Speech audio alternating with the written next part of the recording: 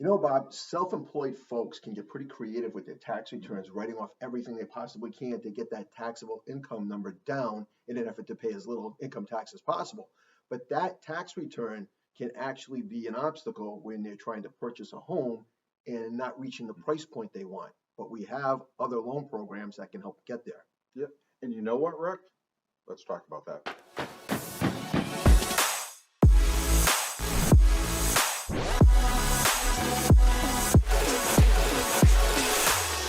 Hello and welcome to this episode of What's Their MO. I'm Rick Masnick.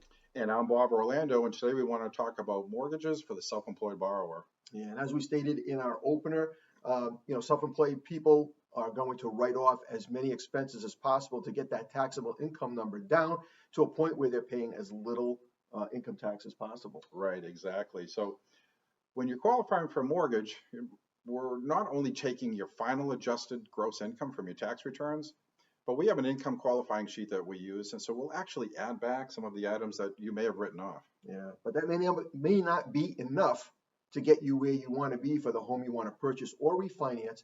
So what happens in those cases is we have access to another loan program called bank statement, a bank statement mortgage. Right, and these bank statement loans are great, but there are a couple of different options that you can use for each, and each of them have their own benefits.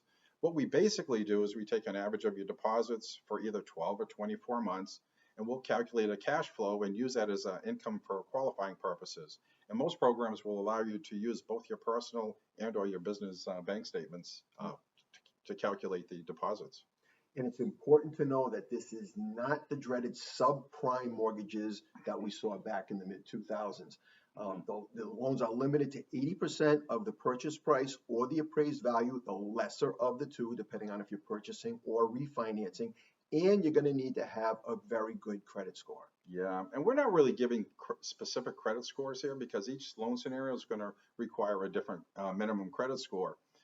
But short and sweet, if you're a self-employed borrower or tax returns and you're not showing a lot of taxable income, but have a strong history of bank deposits, there's a mortgage product for you. Now, if you found this information useful, please like, share, and subscribe to our channel. If you know someone else that this information could benefit, please pass this on to them. But for now, that concludes this episode of What's Their MO. I'm Rick Masnick. And I'm Bob Orlando, and we'll see you next time.